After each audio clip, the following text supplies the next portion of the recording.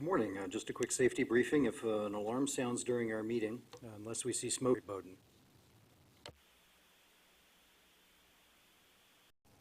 How the culture of the MTA is changing. And as an example, Mike's sitting right in front of me, Mike Cohn. Mike is the chief because they don't get to me. Tomorrow at 9 o'clock in the morning, I'll be meeting with Dave Wooden. Changes that aren't being done. We can't change the manual. Exactly same thing. Road lines. Why and how the Broad Authority will finally, well, not finally, we'll get the road doing well. Oh, and I will be at the Thruway Board meeting tomorrow at 11:30 discussing some of these same things. So. Minutes, have a motion? Second. Any discussion or comments? All in favor? Aye.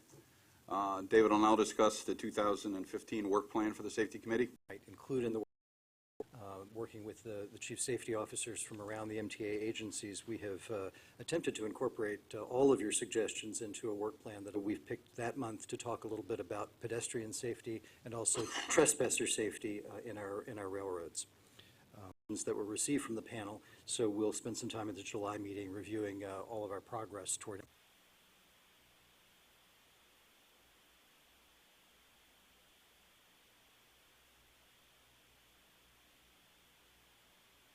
Thank you. There we go. God bless. All right, David. Two questions for you. One, when we met last at on Madison Avenue, you shared with us a piece of paper that laid out, I guess, some safety metrics, which we had a good and thoughtful discussion on. Is that the same as safety goals, or is that a different topic? And that's question one, and I have one more, if you don't mind. I think you're hitting on something that's kind of evolving thinking around us, around the chief safety officers. What we'd like to do with safety metrics is to try to compare each of our entities, or each of the MTA agencies, with appropriate peer groups out there in the industry. The reality is we're kind of grappling with exactly how to do that and how to do it in an appropriate and fair way, because there are different reporting rules and different reporting thresholds even within the MTA and between the MTA agencies and their counterparts. So we've continued to kind of grapple with it. We haven't really produced anything that we're satisfied with yet. We'll continue to do that in our meetings of the Safety Council. For safety goals, what we intend to do there is rather than focus on specific numbers. In fact, there was an interesting article on unintended consequences of over-focusing on metrics in the New York Times today. I believe it was today. I read it today. What we'd like to do with safety goals is focus on important implementation projects that are underway that require the focus from the top of the organization, whether that be chief safety officers, agency presidents, and this committee. So what we'll do is bring a slate of key projects to you that we want to kind of continually update you on to make sure that we stay on track on those projects. I have one more on that one, which was I've been partially a broken record in front of this group around communication, around the notion of changing the perception of safety as opposed to the reality of it. And so I don't see on this listed the public awareness communication plan, and I would like to see that as an explicit item sometime in the next whatever period of time that we tackle. And I don't know if that's you imagine as a subsidiary point of some of these other work plan items, but the communication plan seems to me an important and distinctive thing that we have to talk about. I think that sounds like a very worthwhile addition, and no, I didn't intend to bury it with others. We'll add it, and it might be useful if we had an offline chat at some point to discuss it further, to flesh it out. Hold, Chuck. There was a comment up here. I believe Mr. Ballin, you had a comment? No? Okay, Chuck? My question really is geared to the question of perception that Neil focused on. You are engaged in an analysis and a program looking toward providing optimal safety on the basis of considered analysis and study. The public, the riding public, needs simultaneously to know that there are concrete steps being taken at this time to implement whatever measures can serve their purposes on an interim basis. And I would urge you to make clear publicly and otherwise that this is not just a long-term study and analysis program, but that whatever tools are available and are at hand, however temporary they may be, are being utilized to give them comfort in the interim before you can achieve a more lasting result. For those of us that spent either their entire career in safety or large portions, the issue of perceptive and perceptual actions taken to increase awareness is as important as the issue of driving the numbers in the right direction in terms of actual performance. So we take the point very clearly.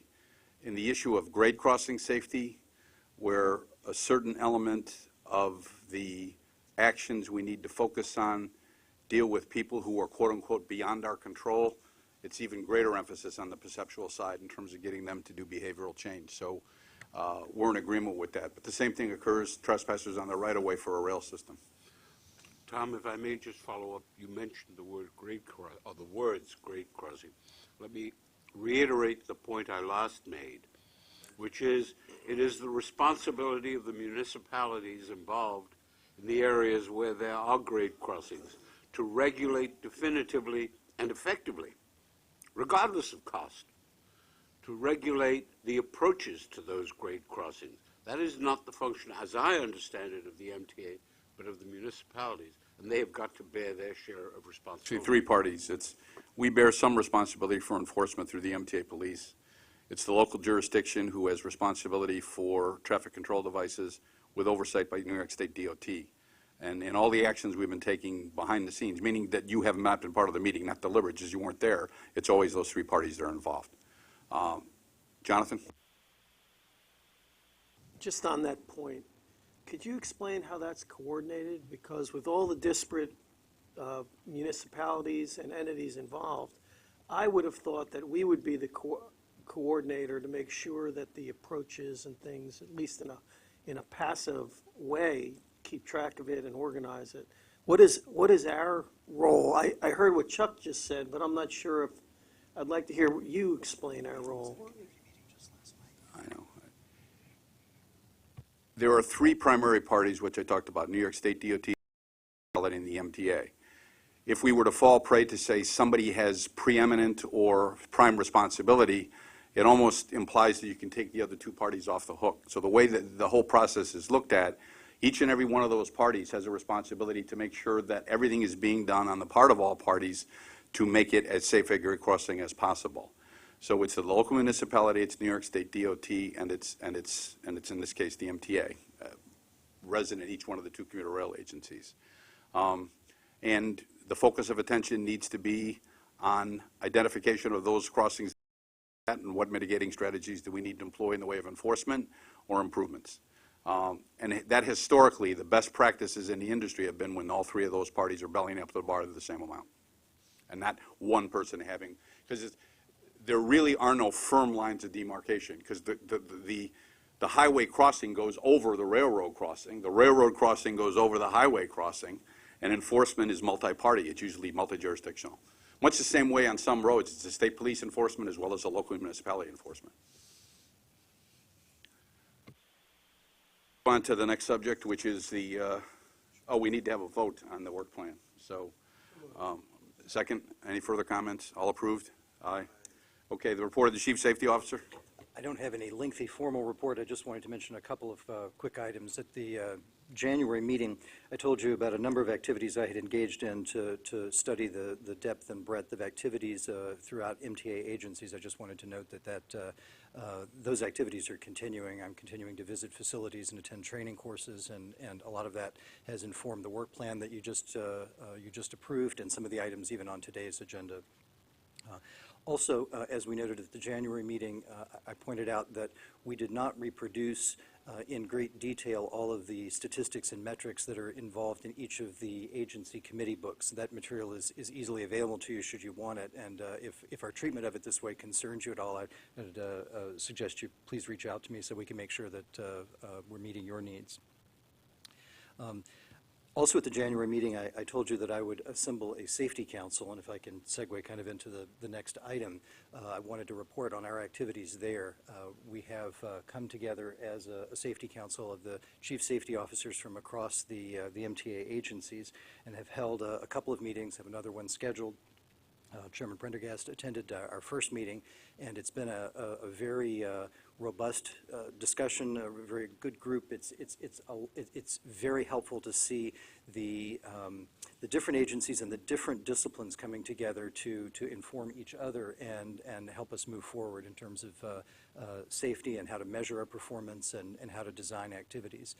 Sort of to that end, we have drafted a charter for the Safety Council, and it appears in your booklet as well. Not to read it to you, but I just kind of wanted to mention a couple of activities that we tried to capture in that charter. We certainly want to use our Safety Council to implement and develop a long-term strategy to continually improve safety across agencies. We want the Safety Council to serve as a resource to this committee and to the board. I'll use the Safety Council to help develop and bring forward appropriate agenda items for discussion at our meetings. And particularly where there are safety issues that cut across modes of transportation or across our agencies, we will surface those in the Safety Council to ensure that we resolve those. So I just wanted to encourage you to read the charter and get an understanding of what we're attempting to do there. Yes, sir. Where does the subject of overcrowding in our subway system platforms fit into all of this, and maybe even overcrowding on express buses at times? Is that part of our agenda in this committee, or is that? The primary agenda would be the operating committee. So in the case of the two examples you brought up, it would be New York City Transit. There's a point past which overcrowding becomes a safety issue, and that if that would become either not being managed correctly or starting to cut across a number of agencies such that the safety committee at this level and David's level would need to take a look, that's when it would be. But the primary responsibility resides with the agency and the agency itself. And long before you have a safety problem, you have actually loading problems. And you know, that was some of the things that Carmen Bianco and Joe Leader discussed at the Transit Authority Committee this week. Okay. Jonathan? Thank you, Tom. Either of you. It's my understanding that following the most recent accident in Westchester, there was an initial report by the that will be followed up by a more in-depth report. Could you update on that? Do you have any information on that, or maybe an estimated within some type of parameter arrival date for that follow-up report? The report that thank you. The report that was issued just before our last meeting in late February was the NTSB's preliminary report that essentially summarized some of the basic factual information that's been determined during the course of the investigation. They, to my knowledge, have not made any public comments since then, and probably will not until they hold a board meeting and publish a final report that will probably be about a year after the accident. Neil, and then. Thanks. David, on your Safety Council chart, you're looking for feedback. My one question is on item 6, meetings and reports. It talks about the meeting. It doesn't talk about any reports. So is it valuable for us as a group to get any sense of what you're learning from your Safety Council meetings? And if so, what would be the format of that report, whether verbal or written or both? Because I applaud the notion of best practices. I assume you'll learn a great deal from best practices across the group, and I see that cited in item number 2. But I would love to know if there will be any feedback back to this group, whether you guys think that's useful or not. Yes, absolutely. And in fact, what I would envision as the main delivery vehicle for that feedback is presentations, much like the one you're about to receive, as we learn about activities or other things that seem worth surfacing to you and bringing to you, we'll bring it forth to the committee. That's really our intent. I mean, one that's out there, and there's an agency taking a lead, Fatigue Management Metro North, but that's one that's going to cut across all the agencies. And so that's one that we would expect to come through the council, come to this committee, and have probably a pretty lengthy discussion on it. All I do is Andrew? ask you, David, just to add to this item, just an item 6, that you're going to have some mechanism for reporting out what you're learning, because if this is the charter, Absolutely. that's not stated. Absolutely. Andrew? As you know, there was a tragedy yesterday on the one train. A lady fell while passing between cars. If there were to be a lot of that, at what point does the safety issue like movement between cars graduate from the transit committee to the safety committee? It's hard to set a firm definition and a line of demarcation. It would be a factor of increased frequency and increased exposure that would drive that discussion. And that's I mean, if that discussion has been around, it's been around even before I came here, but it's been around here since 1982, and it's the issue of, on the longer cars, you have to lock the doors because of the car body center offset, but on the smaller cars, it's the issue of the balance between perceived security and comfort of a person being in one car versus another car, because the prescribed official way to do it is to, if you want to change cars, come exit the car, go along the platform, and go in another car.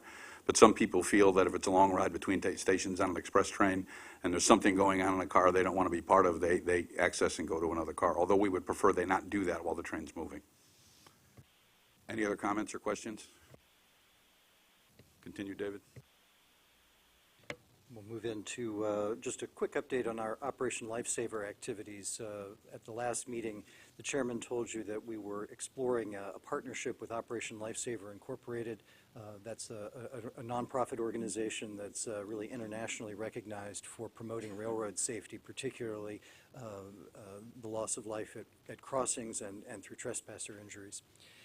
We are continuing to work with Operation Lifesaver. I've had a number of productive dialogues with the president of that organization, and we intend to enter into a memorandum of understanding with Operation Lifesaver that will have a variety of benefits.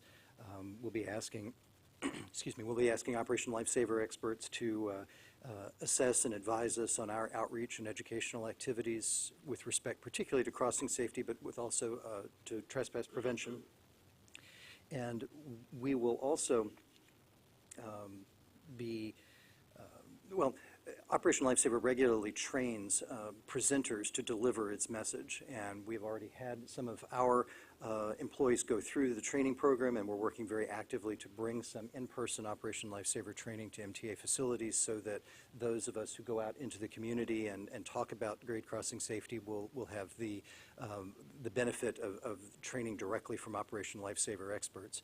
We also, through this MOU, this Memorandum of Understanding, contemplate providing a modest level of financial support to Operation Lifesaver in exchange for the development of a very specific campaign, educational campaign, that will be particularly well targeted to the MTA service area. This essentially will be a win-win for both organizations. It will provide us outreach materials that will work well for our customers as well as the residents that cross our rails, and also it'll allow Operation Lifesaver to get into an area of passenger transportation that it previously hasn't focused on as much as it would like to. So this is an exciting opportunity for both organizations.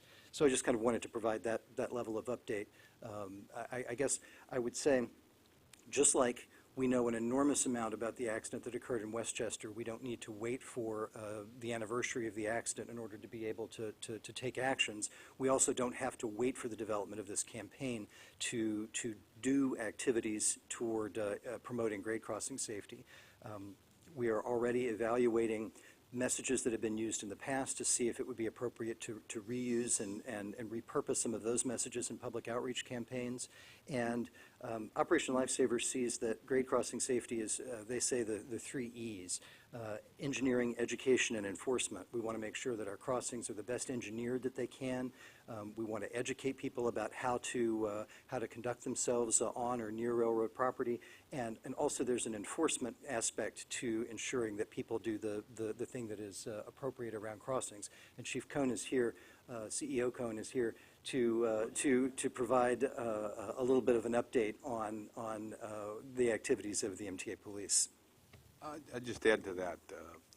I've been making a number of tours and visits to legislative offices as a part of the capital program, and the Valhalla accident comes up every time, as does the other newsworthy events where there has been some kind of an incident or a strike at a grade crossing. So I've seized that opportunity to ask people some basic questions to see if they know the answer to those basic questions. And the one that is only about 50% is this issue of you do not proceed across the grade crossing until you are absolutely sure you have enough clearance for your car on the other side of the grade crossing. Because irrespective of the gates being up or down, well, first of all, they're down, you don't go past the down gate, but if they're not down, they could come down at any time, and if you don't have room to clear the crossing, and it's amazing that in my mind, in conversations, we have to, when we continue this process of educating people, make sure that first and foremost is in people's mind. You just don't do that. I mean, I got to the point with some legislators where I started and they finished. I started the sentence, they finished the sentence. They knew what it was, especially the ones on Long Island where there's 298 grade crossings, so they know it very well. So that's an area we got to cover off. On that very topic, and I think we discussed this last time, how would somebody in a car be aware, absent some sort of countdown timer, whether the next train was going to stop at a station just shy of the crossing or just barrel through the crossing? The motorist doesn't know that. Are the arms programmed to know that? I don't believe the predictive gate test we had at the Long Island is still underway at New Hyde Park, right? So all of our gates are not predictive. So a person in this region should assume once the gate cycle starts, that train will be going through the crossing whether it stops or not. And they should not. I mean, it almost has to become Pavlovian. It should be as soon as the gate cycle starts, you do not enter onto the grade crossing. It's as simple as that. And is there a presumption that when the gate cycle starts, the train is within a certain distance, regardless of whether it's a local or an express? I believe the standard is 30 seconds. The train, the MUCTD is 30 seconds. So we have to educate in people's mind. But they shouldn't be counting down. Once that gate cycle starts, don't enter the crossing, and if you're on the crossing, get off the crossing. Well, that's a simple message. Let me then, should the time when the bells start ringing start earlier? I don't want to get into a whole issue of, one of the reasons why you have a uniform traffic code is that when you go from municipality to municipality, state to state, people see the same things. Their reaction from a behavior standpoint is the same. So these are people who, it's reviewed every so often, it's modified when the decision is made to modify it, but the standards that are in existence are ones that are nationwide. I think we'll go on to the next report. Good morning. I'm Chief Cohn, which I prefer that title. Just a quick synopsis on what we've been doing with the grade enforcement activity since the beginning of the year. As David said, the three E's, engineering, education, and enforcement. We would obviously make recommendations on engineering, but leave that up to the experts. Education is key, and enforcement would be one of our primary. Since January through March 22nd, we've conducted 357 site-specific details at 73 different grade crossings. We issued 251 summonses. Out of that, 79 of those summonses were specific for either crossing around the gates, walking around the gates, 15 of those were for pedestrians, or being stuck on the grade crossing, whether or not the gates were down or not. As the chairman said, if you cannot proceed through it, you should stop on the other side of it. So 79 of those summonses were specific for that. 170 for non-crossing summonses. Those would be no seatbelt, on a cell phone, or possibly a vehicle violation. And as I mentioned, 15 of those were for grade crossings. We also hand out pamphlets at those crossings if we have an opportunity. Obviously, the driver who gets a summons is going to get a summons and a pamphlet, a safety pamphlet. But if we have an opportunity, if it's not going to impede traffic, we will hand out other pamphlets as well. We've handed out hundreds of those passings. And as we address different groups, we do talk about the safety aspects of grade crossings, if there's any questions. Any comments or questions? Chuck? What is the mechanism for enforcing or trying what is the mechanism for administering the tickets after they are issued? Do they go to a local juridical body like a town court or what? They will normally go to the local town where the summons is issued. And they are issued by your folk pursuant to their powers as It's law New York State enforcement? and Connecticut police officers were sworn in both states, and it's a vehicle and traffic law violation. And your under the folks MTA. have the authority to do that? Absolutely. correct? And it goes through generally to the local town court for whatever action is appropriate? Correct. Thank you. The local police jurisdiction has the right to issue summonses as well, right? Exactly, yeah. Every sworn officer has the right to do it. Chuck asked one of the questions I was going to ask, but the second was, do we have public service announcements that we run on the local cable stations, particularly in the suburbs, on this topic? I don't believe we do, but that would be one of the elements we'll look at with Operation Lifesaver. And if we have to spend money to do that, to raise awareness, we'll do that, absolutely. Yes, absolutely. I've seen it on, oh, excuse me. No, go ahead. Oh. I've seen it on Long Island. Yeah, for the last 2 years. This year, we did a campaign on Don't Shortcut Your Life. The year before that, we did the Wait for the Gate campaign, and we actually did quite an extensive, both from a public service announcement as well as a paid commercial aspect, billboards, seat drops, so we did extensive outreach, radio ads and such. Could you email us those clips? Yeah, they're actually available on the MTA website as well under our safety page, but we'd be happy to do that. Thank you. That's an example of a practice that we, from a best practice standpoint, we should transcend across the other agencies. We're actually going to meet on, in just a couple of days to sort of share those practices among the railroads. We're going to meet with public affairs staff to talk about how we can extend those appropriately into the entire. And the Transit Authority has no grade crossings. The last grade crossing it had was eliminated at 105th Street in Canarsie about 20 years ago, 25 years ago. No. Jonathan?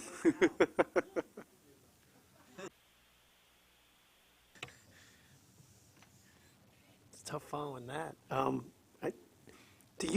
Chief, do you coordinate with the local police departments, the enforcement efforts, A, and then I have a B? Yes, we do, and many times the locals will call us and ask us to do enforcement, and if we're available, obviously, we will do it, and we'll supplement their resources. And then, do we have to send an officer up for the court day that I assume everyone who gets a violation notice would have the option to appear under due process? Do we have to then dedicate resources to go to the localities for all the different court dates? Yes, we do. Specifically, if somebody pleads guilty, no. If somebody wants to have their day in court, then we have to show up. We can't delegate that or work that out with the locals? Has to be the Has to be the ticketing individual officer? officer who made the observation who would have to testify. Yeah, I've learned that from other days. If you travel on 684, you've had that experience, I'm sure. No, but thanks no. for telling me, Tom. I've heard about it.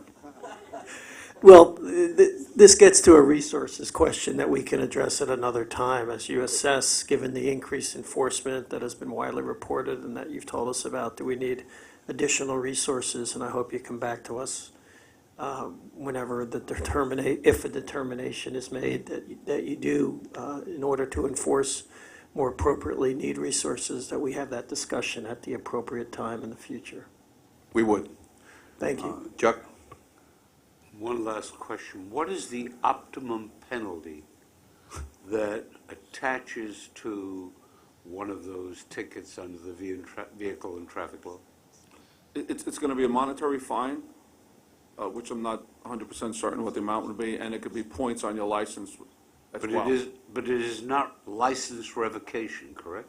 Not for one offense. Then again, that would be up to the judge. If you have multiple offenses, they could do that. Well, there are times where you have one offense is the last thing you ever do. Okay. Right. That would be up to the legislature and the courts.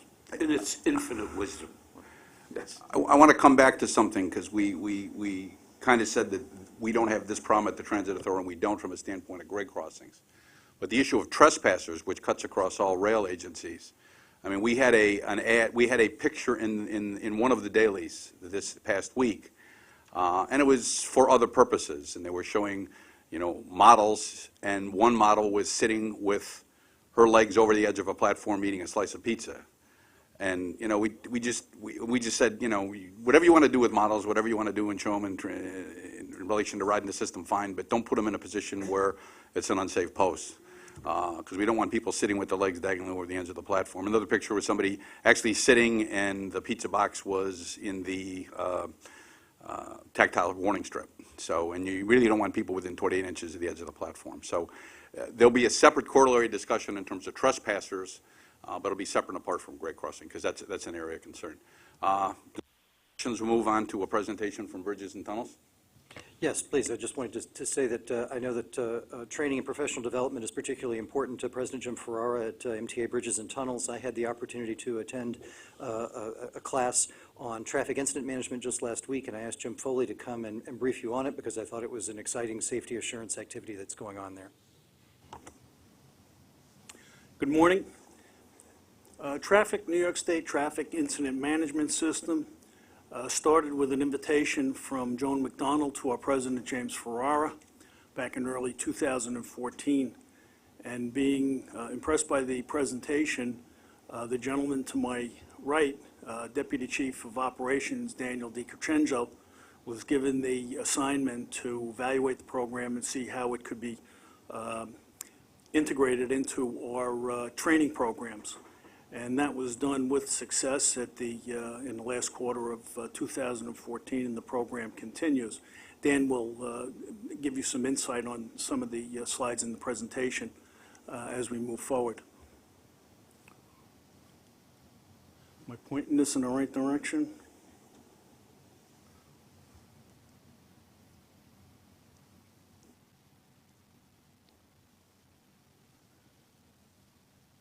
Okay. Adrian.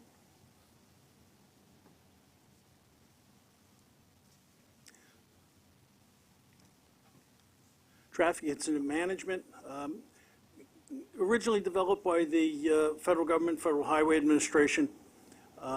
It was further developed through FHA and into National Incident Management System, which is really an upper tier looking at how various types of incidents are responded to.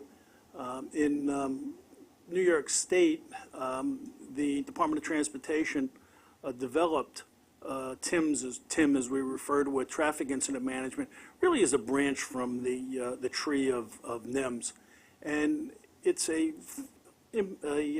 classroom presentation, provides professionals of all disciplines. It's not just our Bridges and Tunnels people involved in incident management to come together in a forum and to exchange ideas, come and speak about the various components of an accident, which no two accidents are the same.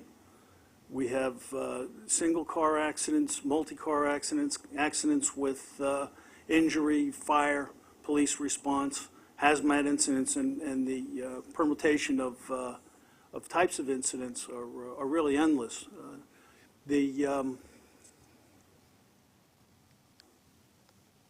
Next.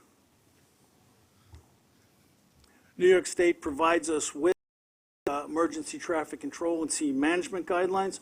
This is a manual that's provided by the state that's given to every attendee that attends the class. Next.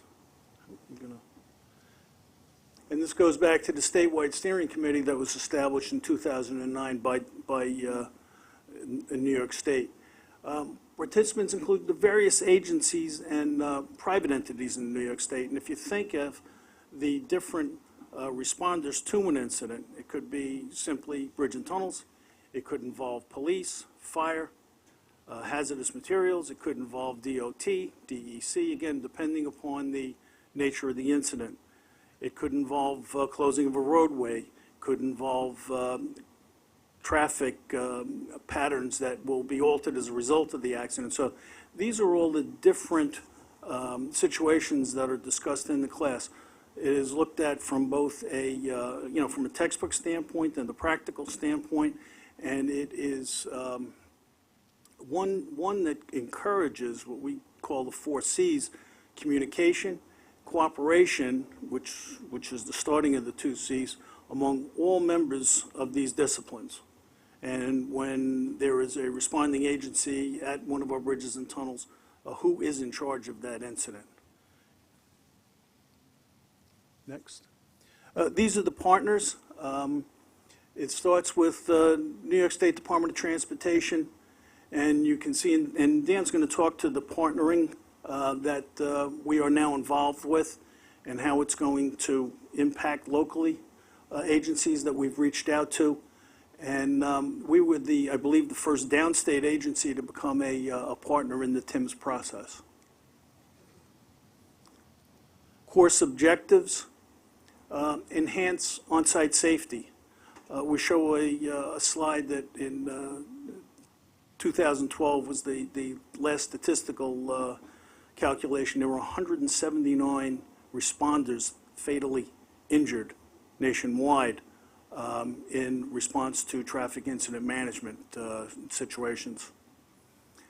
Again, enhance on-site safety, promote overview of traffic incident management, establish lines of interagency, and here's our 4 C's: communication, coordination, cooperation, and consensus, which is very important in managing a traffic incident. 1, that it's done safely, and 2, it's handled professionally, and that the roadway incident is safely cleared and the roadway turned back into its normal state of affairs.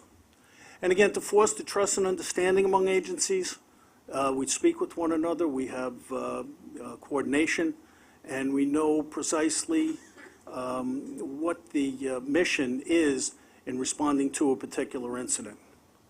I'm going to turn this over to Dan. Good morning. The instructors go over with the students. First, they define the traffic incident classifications, which could be a minor incident to a major incident. A minor incident could be a piece of debris in a roadway that's slowing down traffic, to a major incident where you have to establish a scene for a couple of hours before it gets cleared. They define each stakeholder and each of their responsibilities. In an incident, you may have different agencies responding to a bridge or a tunnel.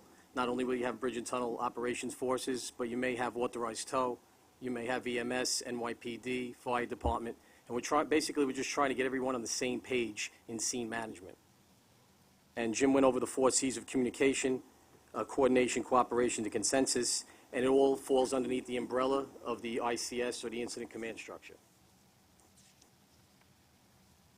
The students, although the students may be on the job for a while and may be new to the organization, we just go over the basic tips. Arrive alive.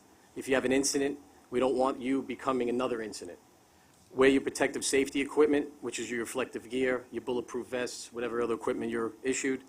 Communication is key between the scene and the facility, or the scene and other agencies. You want to make sure that you're getting resources to that incident as quickly as you can. The coordination between those agencies, and it starts with communication on the level of a program like this, where you can reach out to the other agencies and say, hey, this is what bridges and tunnels are doing. You could come down, you could come through the course. If you don't adapt it because you have your own training programs, we understand. But when you come to a bridge or a tunnel, this is what we're going to be doing. Responder safety tips are discussed during detailed course on the sizing up of the incident, the arrival, again, the calling in the resources, and the breakdown of the incident. Many times, you get to the scene, you create a scene, you have an established area, a safety area, and now the scene is over. The vehicles are towed away, the injured are taken away, but you still have employees on that roadway that you have to safely get off. So breaking down the incident is very important also. And we conduct tabletop exercises to enhance the lessons learned during the classroom part. We go through traffic incidents. As I described, an incident could be anything that's blocking a roadway or impeding traffic in any way. It could be a piece of debris to, we give an example of Hurricane Sandy was a traffic incident. The region was affected, the traffic through the region was affected through that incident. 1 minute of roadway lane blockage can equate to at least 4 minutes of delay. So when you're on the roadway at that piece of debris or the accident or the fire, every minute is causing a delay. It's poor public perception if you're not communicating what's going on to the public.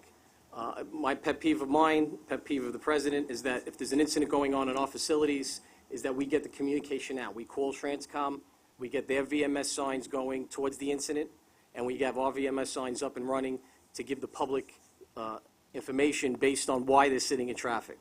We also use the public outreach through the MTA website. We communicate directly with the PIO to let people know what's going on at our facilities. Secondary incidents. When we went up to Albany, one of the biggest things with a primary incident is these secondary incidents. It could be the rubbernecking happening on the other side of an incident, or someone that, again, there's not a VMS sign saying slow down, traffic ahead, and there's a secondary incident. What's happening now? Now you're splitting your resources. You're responding to multiple areas. Again, poor public perception, you're delaying the traffic. And responder fatalities or responder injuries. The more incidents that you have on the roadway, or the longer you have your people on the roadway, it increases the chances of an employee getting seriously injured or possibly killed. I believe we've spoken to this. Establishing a common language and practice among responding agencies, again, the emphasis on the 4 Cs is a big part of our initiative. We just attended in Albany an executive conference, and this is one of the slides that the state DOT put up there. In 2014, when President Farrar brought this to my attention, we went up to Albany and we had 5 of our instructors trained as TIM instructors. And because the course speaks to different disciplines, we also trained instructors that way. We have 2 instructors from our training division, 2 from our special operations division, and 1 from our maintenance division. We trained 98 students from the top down. We brought in our managers and senior level managers to go through the course, and then we brought it to our rank and file. In 2015, we hope to train over 1,000 employees. We've already trained over 300 to date, and we have now 14 TIM instructors. We put this course into our annual, not just post it on the board and see who wanted to come. So all our maintenance personnel, officers, sergeants, lieutenants, and also civilian managers from our safety and health division, from engineering department, from our security division are all welcome. And we are now going to open it up to other agencies, our partner agencies, to attend the course through the state program. Beginning of the day is a classroom setting, goes over the overview that I just went through. Then in the afternoon session, they actually have practicals where they'll set up with little cones, little cars, little signs, a scenario, and they'll base the scenario, it's scenario-driven through the instructors on, it may start with a simple incident such as a car accident, but then may escalate to, now you have a hazmat spill, or you have a closure. And if you look at the whiteboard, the green board is actually the scenario where it's happening, the incident, and then the whiteboard is the actual region where it's happening. Do we have to send vehicles or equipment to divert traffic? Do our diversion plans have to go into effect? Where are the VMS signs? Where is the public being notified that this is happening, and where are the turnoffs? We equipped our Special Operations Division's highway vehicles with equipment. We have a portable pop-up emergency scene ahead sign. We also have collapsible traffic cones, half a dozen, cones. They also have an LED light if there's no lighting in an area. And we also purchased portable arrows. It's on a magnetic strip. They can be placed right on the side of a vehicle. You hit the button, point in any direction you want. And it's for the safety of the officer that's blocking that roadway or the maintenance personnel is blocking that area, and also for the customer. They see the sign, they see the cones, and we can guide them safely.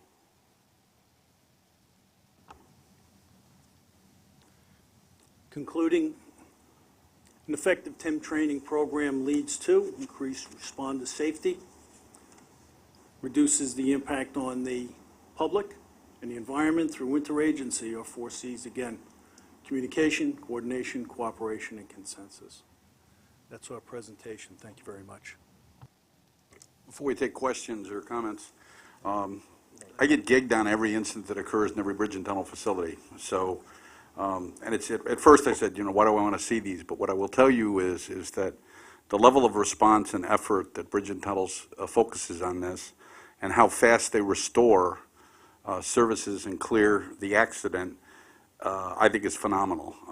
Yeah, it's great to get traffic moving, but the lowest time you have out there in terms of exposure to people, to driving conditions, because there's 2 places in my mind where I hate to drive, because it's almost like there's no rules of the road. That's a plaza entering a toll-paying facility and the plaza leaving the toll-paying facility, because it's just like everybody's racing to get to their favorite lane.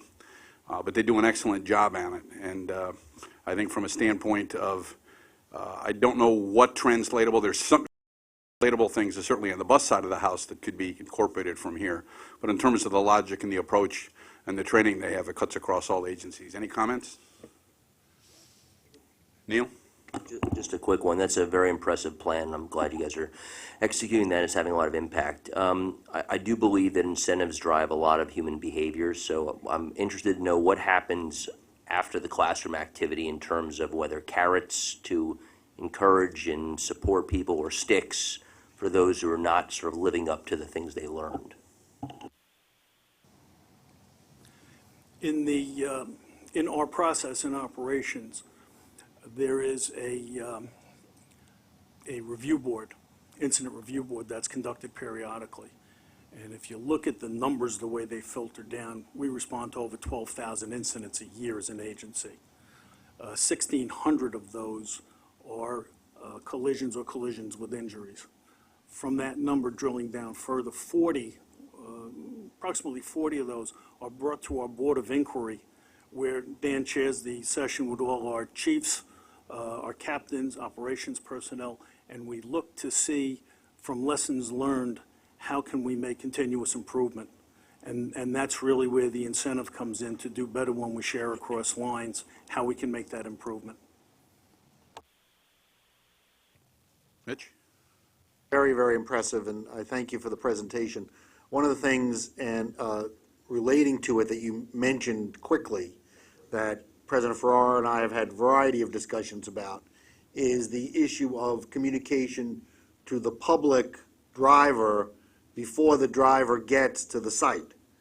Because the best way to keep the driver moving is to not let them get to the site, which means you have to tell them at some place where they can have a choice of where they want to go and how they want to get to some place.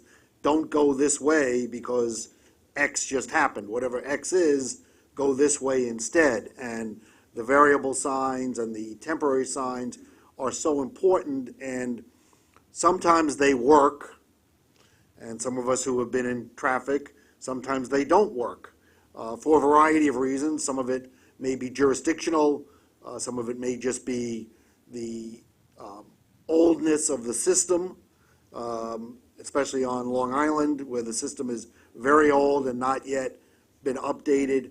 But I want you, could you talk a little bit about how you make that happen and what we all might be able to do working with our other jurisdictions to make that even better in that regard? Because, you know, if I'm going from Long Island to the Bronx and there's an incident on the Throg's Neck, I want to know that so I can go to the Whitestone before I start getting on the Clearview Expressway, because then I got no choice. And so letting me know that back further is important for me and the other members of the public who don't want, you don't want us near the incident. It's not good for us. It's not good for you and your staff trying to make the incident, as comfortable as possible. So the more we can do that, the better it is. Mitch, if I can address that, please. There are various ways we can communicate with our customers now. Yes, we are reliant on an old infrastructure. We use Transcom as the clearinghouse for all information. So our command center, their initial point of contact is Transcom. So Transcom can get the VMS signs in whatever region is affected up and running in a timely manner so people can make that choice to go to another facility. Right. That's basic for us. As far as point of destination, point A to point B, you and others have seen our move towards identifying time from point A to point B, which I think helps our customers. So where there are not VMS signs indicating an incident ahead, there are at least signs indicating the time it takes to get from point A to B, so a decision could be made to use Whitestone instead of Throgs Neck, that type of situation. With that said, if I'm missing anything, Dan, if you could add.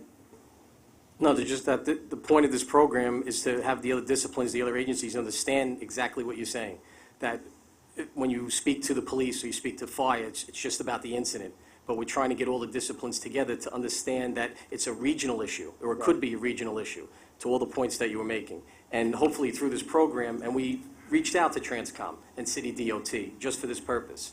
And if they know what we're trying to do to make our communication through the command center, through Transcom, and we're trying to steer away the traffic from the incident, hopefully they'll improve what they need to improve or put measures in that they need to put in.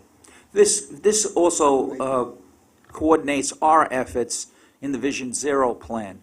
We have ongoing efforts with DOT, talking to them not only about this initiative, but about initiatives in areas of congestion where you have pedestrians crossing places like the Queens Midtown Tunnel and the Battery Tunnel. So there's this ongoing effort by our agency to envision a time and place where we could coordinate and change the behavior. It's really behavior, not only people that are driving vehicles, which we're not in control of, but trying to dedicate time and resources, our time and resources, to train regional partners and to change human behavior, and then to make the effort to change the way in which people cross our facilities, pedestrians. Any further comments? Safety updates, David? I just wanted to kind of close out in the final couple of minutes here with a couple of updates on important safety programs that the committee's been briefed on in the past. Just wanted to make sure that you're aware that important progress is being made. So I asked the chief safety officers from Long Island Railroad and Metro North to provide a little brief update first on the confidential close call reporting system that'll help us learn about near misses and incidents on our railroads. Lori, do you want to talk a little bit very briefly? So at this time, Long Island Railroad has completed their training program for the peer review team. That was done the first week of March. At the end of that week, the culmination of that training program was an actual official signing where all of our labor partners, as well as the FRA and Long Island Railroad Management, came together to sign our implementing memorandum of understanding, otherwise known as an IMOU. We are currently this week doing outreach to all of the locations, culminating in our safety stand down, which is this Friday. And we anticipate go live to be Sunday, March 29th. I'm really looking forward to working with our labor partners to be able to move forward with this very important initiative. Thank you. So we're about, Metro North is about 2 weeks behind Long Island's status. We signed our implementing memorandum of understanding actually in the fall and have been working through all of the process to get to this point where we can go live with our C3RS program with our ACRE organizations. We've done our training for our peer review team. We did that a few weeks ago, and we are starting the training for our managers the first week in April, and then we'll go live and roll out the program from that point on. And another very important activity that's going on that you're all aware of is the sleep apnea screening at Metro North, and I just want to make sure you know that the program is underway, and I don't know if you want to provide any little update. Sure. So the pilot program is progressing. We are screening our locomotive engineers and locomotive engineer trainees, And at this point, as of Friday, we've screened about 73 of those employees. And there'll be, then some of those are referred to a third-party vendor as part of the pilot program for further evaluation and testing as necessary, and referral to any medical provider if required. And that program is progressing. We'll update you as we continue on, but it's really exciting, and I think we're very pleased with the progress. Chuck, you had a comment? At what point will you be ready to implement these sleep apnea programs across the system to Long Island Railroad, New York City Transit, et cetera? Why the delay? Well, we wanted to start first at Metro North because there was the focus after Spite and Dival. And we wanted to, what we normally do here is we try to put our toe in the water first and test it and see what it's like. Once we get a read as to what the issues are, there's the medical issues, the science of it, there are the labor issues in terms of how we jointly deal with labor in terms of addressing this issue, respecting what our rights and responsibilities are, as well as the rights and responsibilities labor has to protect its members. And then we're going to reach a point where we need to quickly deploy to the other agencies. You know, it won't necessarily be one by one. We're going to move at that point across the entire system. And obviously the biggest challenge will be the largest organization will be New York City Transit. And it won't probably at some point in time, it'll go to the other employees that are in key positions that we have to worry about fatigue management. Ideal of those who operate pieces of equipment, rolling stock, trains, buses, et cetera, see the primary. But conductors, in actual fact, the conductor is responsible for the train. So we need to be able to cover off on that title, but there are other titles that are important as well. So we'll look to expeditiously implement it after we're guided by what we learned from the first Metro North experiment, pilot. Any other comments? It's by far, it will be one of the most challenging because the issue of fatigue management has been a focus at a national level for about 20 years. But there have been different fits and starts of getting it implemented and different points of resistance across the spectrum. Was the science there? Can labor and management get aligned? Things like that. But I think there have been a series of, there was an incident we had at Metro North, and there was an incident that happened at Chicago Transit Authority out at the terminal at O'Hare Airport, which was shortly there, I think shortly after the Spite and Dival incident. So the industry's focused on it. That concludes the business for today's Safety Committee meeting. Can I have a motion to adjourn? Seconded. All in favor? Aye. And we'll be back at 10 o'clock for the board meeting. Thank you.